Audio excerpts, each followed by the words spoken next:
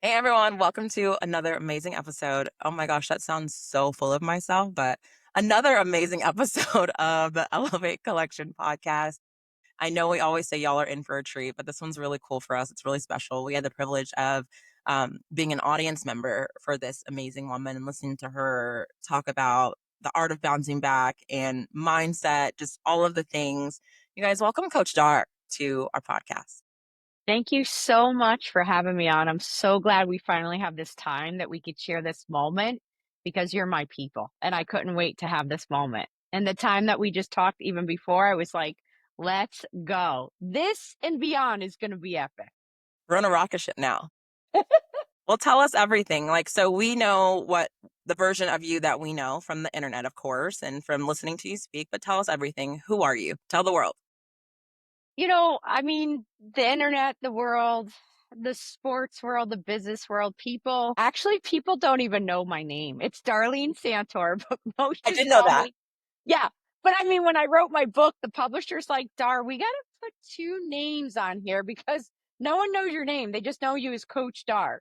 And it was crazy as I actually went to like a branding group years ago and I'm like, I feel like I want to rebrand, but I think, as I keep going forward, I want to drop the Coach Dar and only because it's more than a coach. Like I obviously coach people, but I'm board certified. There's all this knowledge. There's people I help, billion-dollar companies like Super Bowl champs, and it's more than just coaching. And they're like, no, no, we're not. I go, why? And they're like, because do you know how hard it is to get anyone to remember anyone's name? And they're like, from honestly, from the White House to the locker room to a living room, people will remember Coach Dar. And anytime I get introduced where I think they're going to say my name, they're like, this is Coach Dar. And I'm like, hello. So, you know what? It's a blessing and I've kept it. So you ask who I am.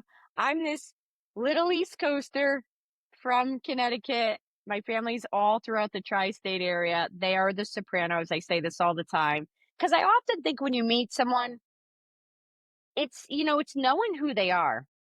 My world is literally like it's like the United Nations of friends. It's so epic of humans. And I love that every person uniquely comes from somewhere that makes them who they are. Whether you've evolved from where you came from or whatever, your roots are part of who you are. And my Italian family, they're crazy as hell. But my gosh, we know community and everyone could come over for a meal. And that's what Sunday dinners were for me. So when you say who's Dar, you may see on the internet or speeches or things for sure. Spicy 5-2 Italian, help calling people up to literally be their best. Greatness is my ethos. I help everyone in business and sports and life find their edge in life, in their sport, who they are, and beyond the sport too, and beyond the business, because I need you to elevate much bigger than just one role or more than one role. And so people see that. And that's my passion. I teach through speaking. I want to be known for the thought leader in this world that whether you were in a speaking engagement or one on one with me, that you definitely left better than you came, that I helped you have hope, which hope stands for hold on, pain ends. Like whatever you're going through, we're getting to the other side. And I'll be the person that's not leaving. Like once you come in my world, you're my family. And, I tell God, I'm like, God, can you make my house so big that like when we have a family reunion, it's literally the United Nations coming over and it fits like, let's just feed all of everyone. That's all I care about. Can we feed everyone and have good conversation? But that's who I want people to know. The person who helped them elevate to your point of your business. And that when you leave this world, you said, I'm so glad I did rather than I wished I had. And I had a piece in that. So good. So how can you tell us how you got here? How did we get to Coach Dar? Sure. Yeah. So believe me, this was, I'm all for vision boards. I write vision books. I set my intentions every year. Nowhere in the intention wasn't me working in pro sports or coaching Fortune 100 CEOs. Like, nope, that was not in there. But what was in there was, which here's a lesson for everyone, your common thread of your gift will play out in different arenas. The arena may change, but your gift did not. So I started out from a young age. I 6th grade, I ran for student council, not because I was the brightest. It was because I saw you could affect change from an early age. I said, "What is this? You mean if I go and help be a voice to help other people find their voice, we could affect change?" They're like, "Yeah." I go, "I'm in. I don't even know what this is. What do I need to do?" And that has become a common thread through my life of coming in, speaking. So sure, through my life, president of my class, through high school, go on to college. I had to pay for my own college. We didn't come from means. So everything was, I will find a way to get a seat at the table, and never forced. Everyone hear me. Never in my life did I force myself in any room, any circle, anywhere. I will not pay for a follower. I will not pay to be on a stage. If God doesn't want me there, I'm not showing up, because flow is not forced. So my whole life, it has been that flow has allowed me to get in there because I stood in my God given talent that God gave me a voice to help people find their voice. And then collectively it spread because I want to go deep with people so they could go wide. And so I started out, go to college, and really we didn't have anything. So my grandpa had a stroke, and my dad said, "Dar, you have to know what you want to go to college for." I'm like, "Dad, I'm 16. Like, what the, I don't know what I want to help people." He's like, "Yeah, but you need to know. I can't, this going and not knowing, it's just, you're going to end up wasting time." Unfortunately, my grandpa had a stroke. An occupational therapist came in to work with him, and she was working on his cognition and his vision. I said, "What are you doing with him?" And she's like, "Oh, I'm an occupational therapist." And she's like, "I specialized in neuro." And that was it. I don't know why, but it was kind of like, when you're called at a young age at 14, you're going to go pro. This was literally like being called at 16 to go in this field that, again, I didn't know was setting me up for so much epicness in life. Like, I had no idea. I just go, okay, go to school, get out of school. I actually I had a stent at Scottish Rite Children's Hospital in Atlanta, and I lived in Roswell, Georgia. That's right down So the street from us. yes, and Alpharetta was just being built up. Now it's a damn city. I was That's like, where we "Whoa, live. I love it." So, but I go in and then I end up taking a job taking care of traumatic brain injury patients. Stroke and brain injury was my specialty. Taught neuro, specialized in the brain, and I need everyone to understand this. Again, flow isn't forced. This was something where I sat with people in the most extreme circumstances, and I learned how to be the calm in the middle of the storm. Because when everything is going sideways, people are going, "My family, what do you mean my husband's never going to talk again or walk again? Or my daughter's never going to be able to get up and have a life? Or we were just on vacation last week. What? We got in a car accident. We got in a boating accident. We found a tumor." Like, this is how it went. And I was the person that was sent in to say, "Listen, I know the doctors had to say this is potentially how life's going to go, but I'm telling you right now, you have the ability to change it by you, the person, if they could hear me, because they had to have the cognition, or the family around me to change your outcome. It all starts by your mindset." Because I literally, when I studied the human behavior, I remember holding like the human brain, we had to study every part of it. And I'm like, this is the greatest program ever, computer system ever created. And we program it every day. We are the programmers of our brain and our life. And so often we give the keys to our brain and our life to everyone else. Social media, influence, others, what they want for us. And I was like, hell no. You program. You are the greatest programmer. And everything that's been created in this world is because someone thought it was possible. Literally. And that all starts with us, our brain, what we fill it with. So that's how I started to get my patients better. I mean, literally, I would speak life into them. I'd walk in and be the calm in the storm. I'd use neuroscience techniques. And here's the thing, I was getting set up in, like, literally, it was like a harvest. Seeds were being planted to propel me for today, taking care of the most challenging situations ever. And then I had gone through my own stroke at 25, married my college sweetheart. I'm living the American dream from where I grew up. And I think I'm gonna have kids. My ex-husband at the time, he was like all American athlete. I was great. He was ultra. And we might be a little short. I was like, maybe he'll play soccer. or do something. Maybe he or she will play soccer. But all to say, this is just such a I don't get to share this part always, but I we talked about having these great athletes, and then I went to a chiropractor, they manipulated my neck, and they ripped the artery to my brain, and was bleeding my brain, and I suffered a stroke, and I was left with a blood clot, and that changed definitely a huge course of my life, and what looked like, gosh, some of the most painful times because I was told we couldn't have kids at the time, definitely affected us. We got a divorce. And what expectations that I thought in my life of how life would go drastically got changed. But think of the irony. That was what my patients went through. Expectations of how they thought life was going to go. And what do you mean? We're supposed to grow old. This is our life. And it all got changed.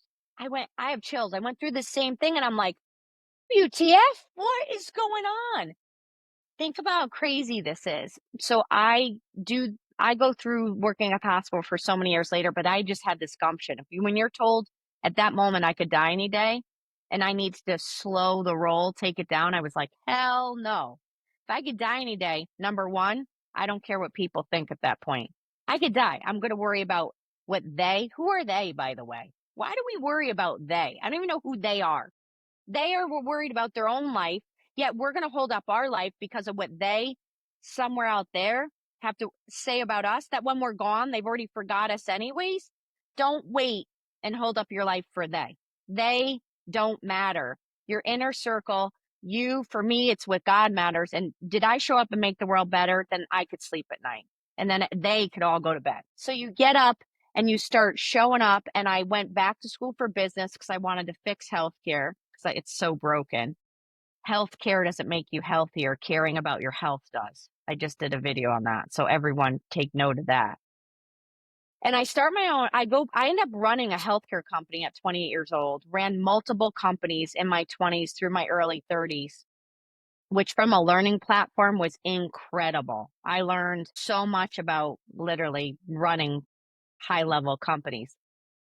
And then when the recession hit, when people were losing their job and their money and their homes and relocating, and it was devastating at that time, I just honestly, it was a calling again. I was like, wait a minute, you think your life's over because you lost, like you have to move, or you had to downsize, or you lost some funds in retirement? And I know it doesn't look good, and I'm not downplaying, but that, like, I've helped people overcome with half their brain removed and beat the odds. Like, what your gift didn't get taken away.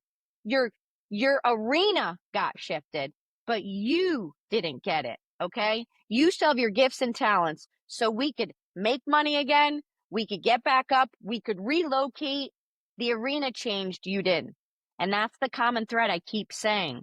So I kept bringing my gifts and talents. It might be different arenas, but I still bring in my gifts and talents and teaching that. And guess what? In 2008, I started my own practice.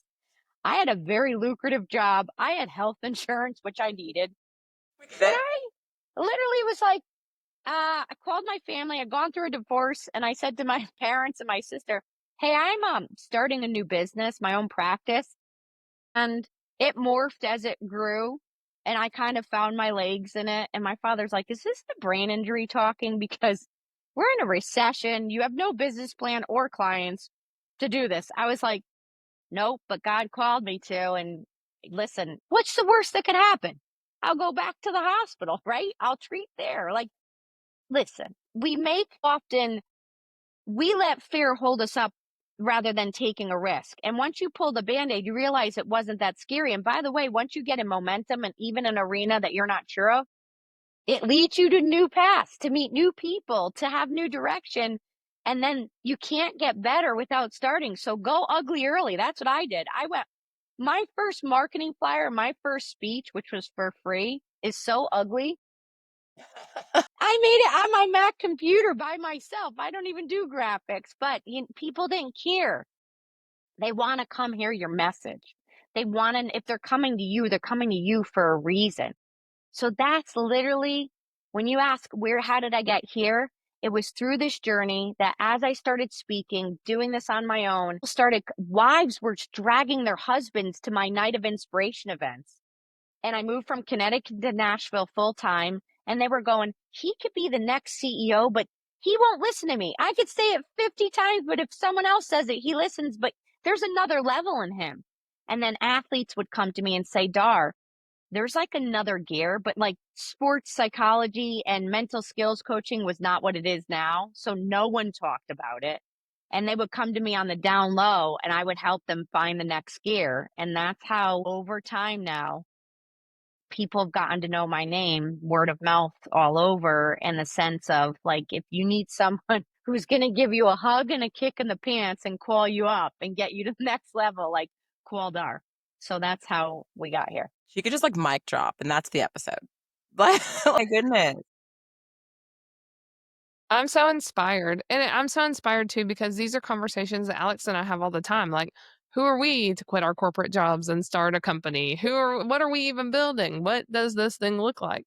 And even now people ask us like, what do you do? And we're like, what do you need? Like we do everything. And then the people around us are like, how does this play into this, play into this? But you get it. Like when you're called to something, it just happens and motion begets motion. And Alex and I talk about it like it doesn't make any sense, but we can feel it in our bones that we're on the right track, and every time we meet somebody, I'm like, "Oh, like we're one step closer," and it's so exciting.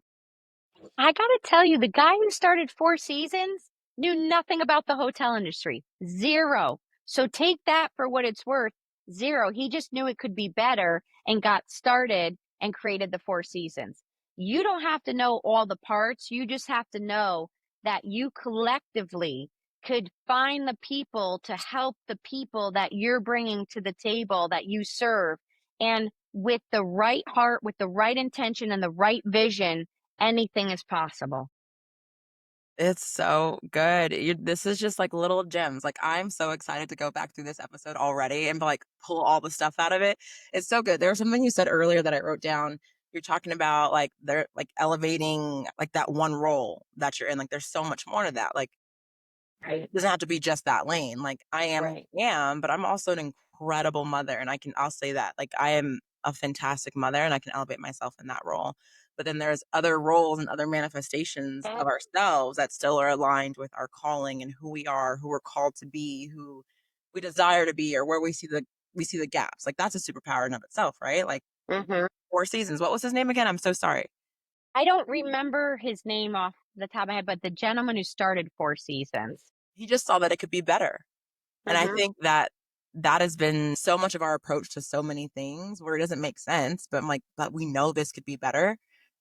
How can we make it better? How can we fill in the gaps? How can we see these blind spots so that the lives of somebody else can elevate? They can do better. They can be better. They can aspire to be better, Yeah. have better. Oh, I love You're more than one role, and there's so much to us. I mean, it's like saying a doctor could only be a doctor, a lawyer could only be a lawyer. Well, Mel Robbins is a lawyer who has a lot more than just law, and look what she created.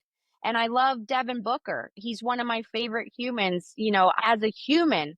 But this is an unbelievable basketball player who has created a sneaker line, who has created he's artistic. He loves his cars. He's a businessman. He's a visionary. He is so much more than just book on the court. He's booked the visionary, the CEO. He's way more than just a basketball player. And I I am such a champion for the people around me because like I almost get emotional because I see them for who they are and they are more than just a role, and stop putting people in a box. We weren't meant to be in a box. We have so much knowledge to make the world better and let us evolve to be more. We are made for more. We are made for more, and it's so funny you're saying these things because it's literally exactly what we believe in. Like, we don't believe there is a box. So, like, if you think like, don't put me in one because to me, the one doesn't exist. So we're gonna do what we are. We're gonna show up how you are. But you said something so powerful in that moment, and I think Jordan lit up at the same time, like seeing Jordan's face about you're like, especially on the athlete side, specifically if we speak to that, like everyone sees them as just, this is the wide receiver. He's so and so the wide receiver who plays for this. Like that's what they see. But we have this amazing opportunity to really see them. Oh my gosh. Okay. Really quick flashback. Was that Avatar? Remember when they were like, oh, I think it was an Avatar, the movie, when he's like, I see you, and how to like say something to someone with far more intent than like, I care about you or like, I think you're great, but saying like, I see you. that is, I feel, a gift that we try to give everyone we interact with. And but since we're speaking about athletes specifically, is we want to take the time to understand and like see you, because we Right. know that this is just what you do. And that's the arena that you show up in, and that is amazing. And you're great at that. But you're also the business person, like you said. You're also, the incredible CEO. You're also the philanthropist. You're also the, dynamic Uno player. Like all of these different things. Mhm. And you can be amazing at all of them. Gosh, yeah. I had a former quarterback that everyone knows that I coached. And when it was coming time to transition, I said, "What's the next dream?" And he said, "I was never allowed to dream beyond this role." And I said, "Whoa." And I said, "Okay, I get it because you have to burn the ships to try to get in to become a pro. Like it's all in to get there, to make the combine, to get drafted, to work your way up. Totally get it." But over the years, this person has so much wisdom and knowledge. I was like, okay, well, could we dream about the fact that you could go around literally speaking life into people with the leadership lessons that you carried on the field for decades? And could we dream what that would look like to speak life in arenas and places and all the things we can do? And it was like he just looked at me like, yeah, but I like this almost like, can we? But yes, and of course. And it was so amazing because when people think you have it all, they don't realize the cost that it took to get there, but also that there's more dreams ahead for them. And they have dreams because, again, there's more within them. They are human beings on this planet, like doing life beyond the sport, too. One of the biggest blessings that Alex and I have had being in sports entertainment is that we weren't always big sports fans. Like I never grew up and was like, I'm gonna work in sports. And I'll be quite honest with you and the whole world. A lot of times these athletes, like we don't even know who they are when we get them, right? And it doesn't matter for us. Like I don't have these big goals. Like I have to work with this Like I don't care. Like to me, like my athlete and my first time home buyer, they're the same. Like I want to elevate your experience as a human.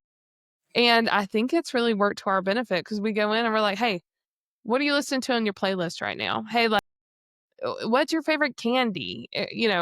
Like if you could eat anything today, like what's it going to be? And some of our favorite moments with some of our clients are like, we have a local watering hole that we go to and we eat chicken tenders there. And they're like, God, it's just so nice to like be human and normal and play Uno and, play Call of Duty and do like these real life things with these people who are on this pedestal all the time.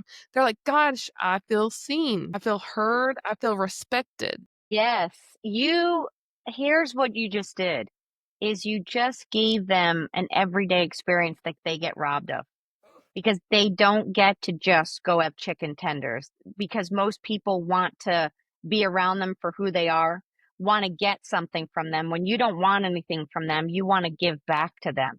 And when they feel that, because they are humans, when any of us enter into a relationship, friendship, business where someone doesn't want something from you, it's the purest. And I had a guy say to me, a mentor, "Why is your best friend your best friend?" And I said, "Because when we sit down, it doesn't matter where we are, there's no agenda.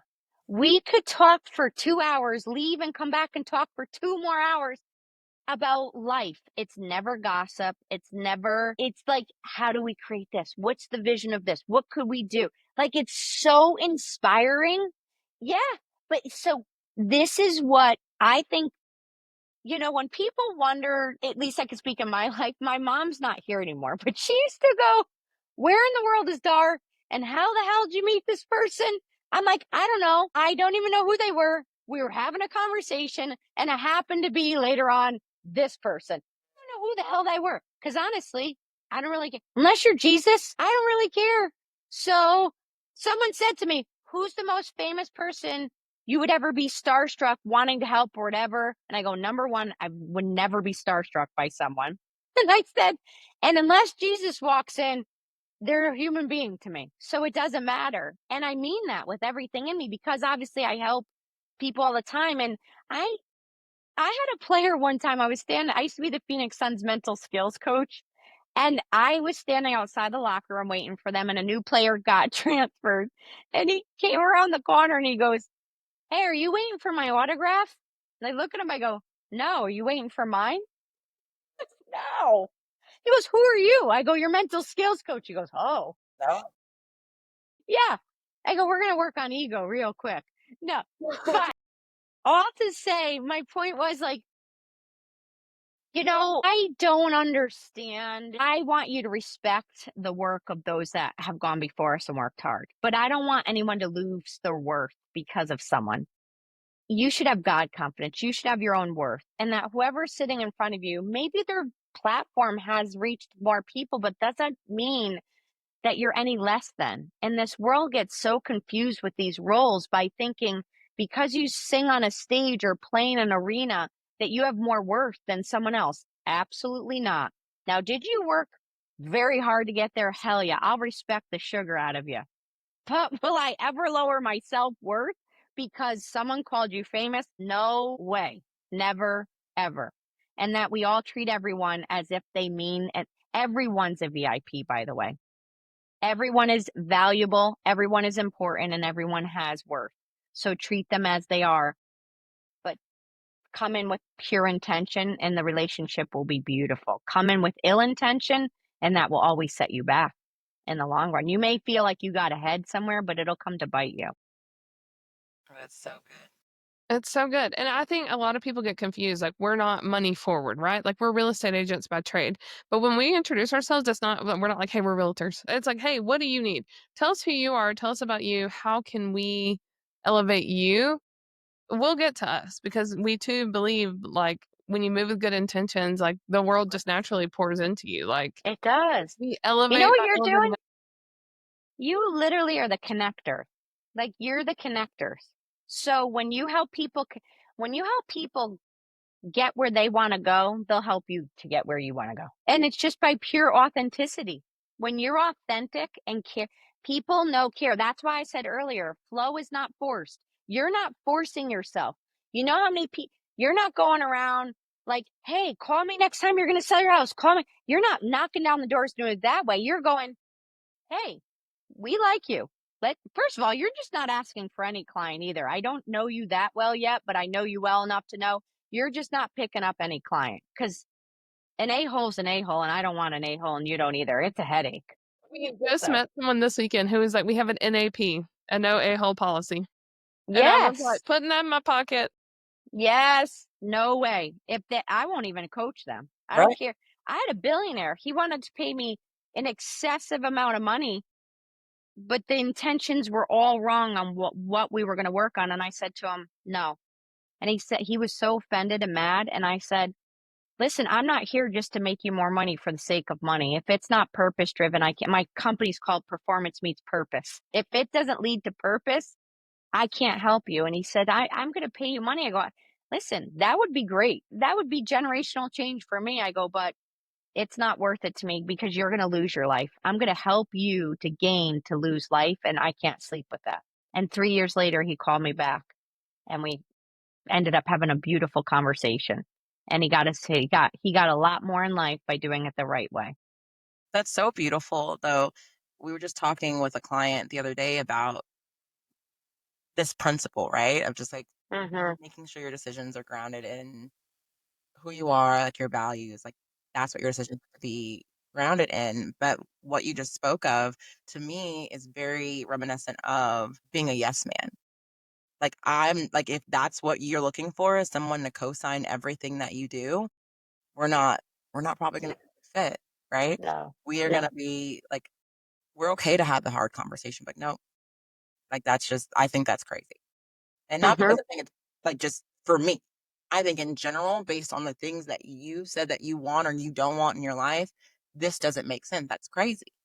And so I think a lot of people, when it comes to working in the space, they expect that the money and you being on the quote unquote team means that you need to agree with everything. To me, that is the biggest form of manipulation.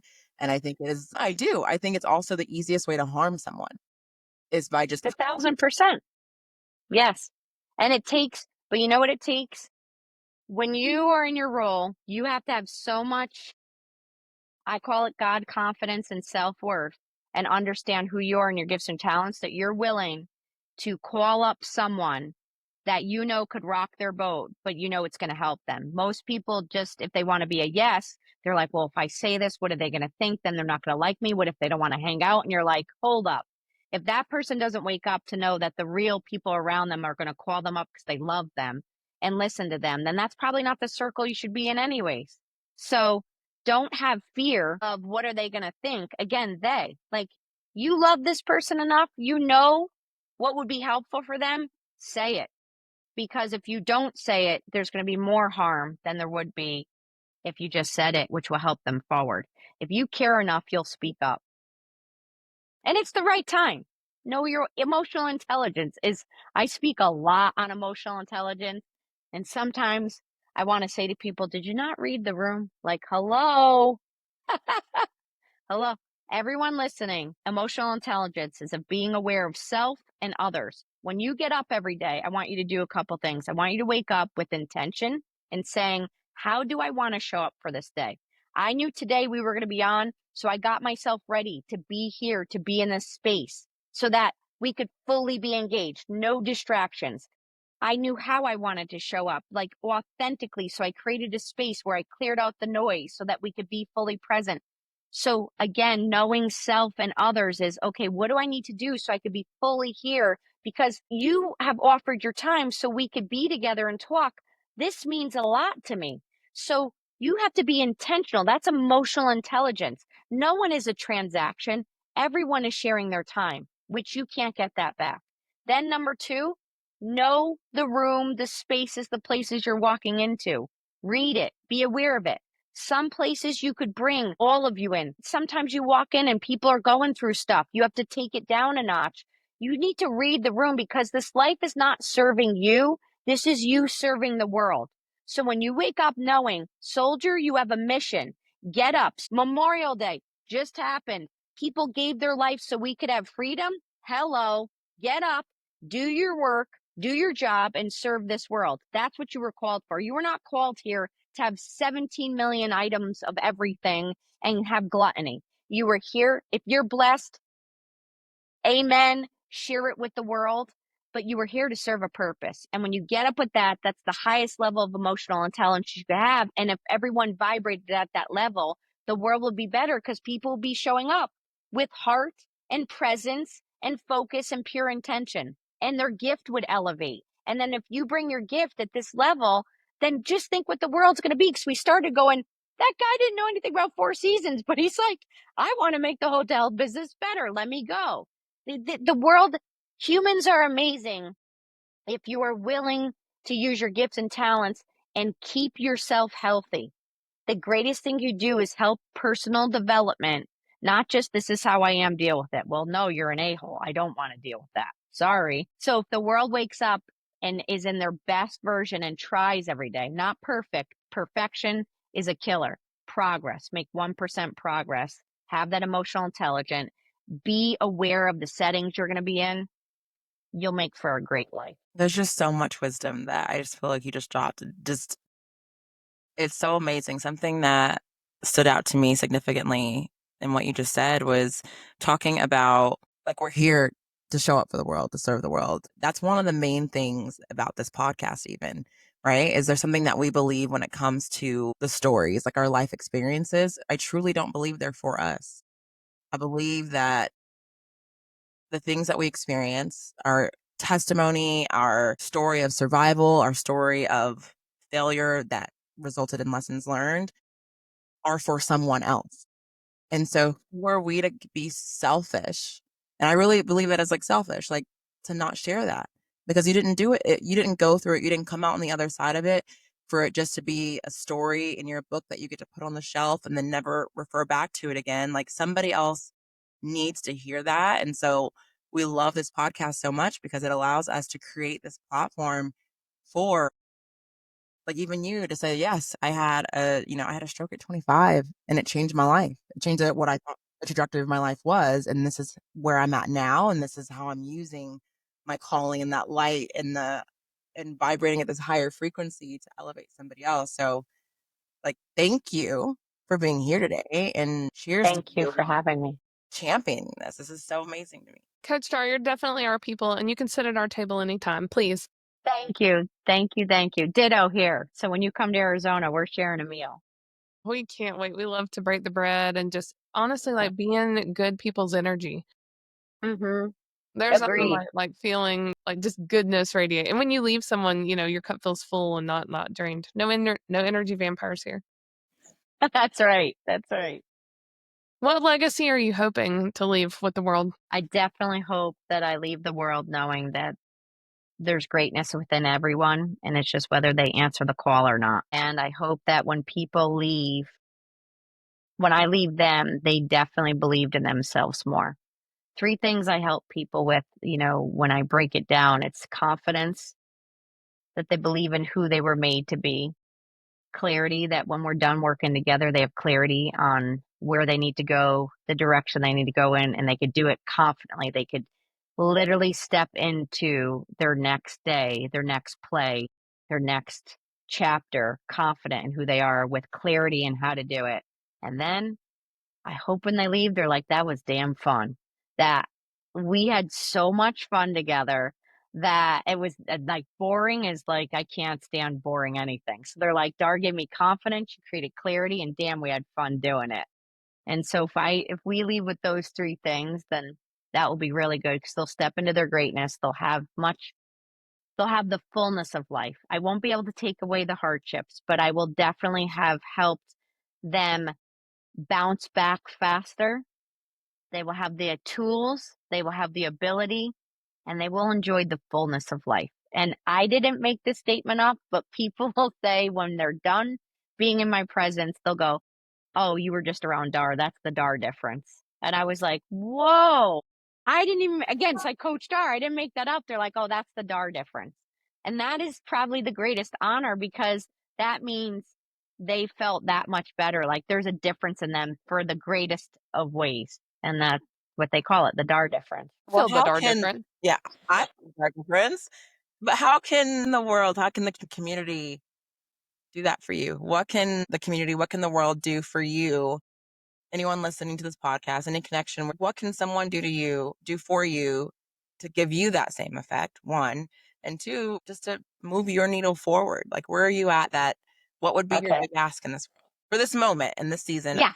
Of course. So I definitely spread the word on, like I wrote a book. I'm writing a second book. I don't subscribe to this necessarily, but the publishing world, they want you to have more followers so that they believe the book will sell. Well, my other book sold and I have like 30 something thousand followers. They want you to have 100,000 followers. I was like, this is exhausting. But what I just say to that in the most authentic way is I think I realized through that statement, and they didn't mean it in like fake it. They didn't mean it. They just meant, how in the world do you have this impact, but not enough people know about you? And I said, I don't know. So they said, you have to keep spreading the word to tell people to spread the word. Because often after people hear me speak on stage, Alex, like we got to know each other, or again, working with people, they're like, how did I not know you before? Because I'm in the lab with the people doing the work. And then how it spreads, it spreads. So I only ask if I've made any impression in any way that's good, would you share about my work so that it gets out there? Number one. Number two would be I'm starting these cool thing called Destinations with Dar. So these great retreats for athletes to help them during off season. And so I want to share more about that, but it's really cool. And then the last part is this is where, again, I'm not changing the arena. I'm just bringing my gift. I have 3 show concepts and they were literally dropped in and I want to bring them to producers to help produce them. And they would just be 10-part series because I don't have the ability to sit on a podcast necessarily weekly right now. I used to do it. So my thing is one is for sure for the sports fans. It's going to be pretty epic. But I have 3 great shows that I think would be, as I've done my research and development with both athletes and people all over, they're like, I would watch this show tomorrow. But again, I'm in the lab, so how do I get to the right people to pitch these shows that I just don't want on YouTube? I want to, like The Last Dance, Michael Jordan, we're talking that level.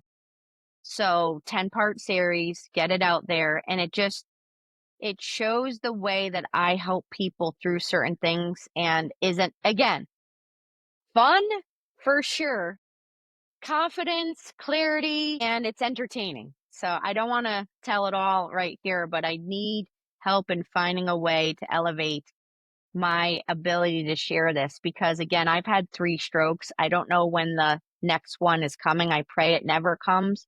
I have a sense of urgency. And like I said, I want to go deep so it could go wide. A show would help me go deep so that the message could go wide. And then stay connected at the Coach Dar on Instagram, coachdar.com, website, books there, all the stuff's there. This has been my favorite. Thank you. My heart. Thank you. My heart's My full heart too. is full. I just wish we could just go have lunch now. Me too. It's like Yeah, we'll Okay. be there it's a soon. We're takeover. coming in Give me July. a heads up because I feel like I'm away more than I'm there. So hopefully I'm there when you're there. We'll figure it We out. hope so too. But there is definitely a reason our paths have crossed again, and we can't wait to dive in deep Yes. and be Yes. Yes. confident and move forward with clarity and having a whole lot of fun together. And to everyone listening, you have 2 amazing hosts right now that truly are elevating not just their space, but the world and their hearts and what they put out. So stay connected with them. Like literally everyone listening, there's a lot of podcasts in this world. And I will say that a lot of people's front stage don't meet their backstage, but your front stage meets your backstage. And this is worth listening to because you care. No, I'm gonna cry. I know. You see me trying to keep my life together. Thank you so much, Coach Dar, leaving the Dar effect. We're so grateful for your time, you guys. You told her, blah, blah, if I could talk. She said everywhere that you could follow her on, of course, we'll leave it in the show notes. And you'll see her on social media. And hopefully, we're going to promise you that within the next 12 months, we'll make sure we drop one of those good old selfies of all 3 of us on the story to say that we kept our word and we made sure we got to that lunch Yes. these days here soon. So thanks for being on the podcast, Coach Dar. Coach Dar, Thank thank you you. for making us feel seen today. Your words mean the Thank world you. to us.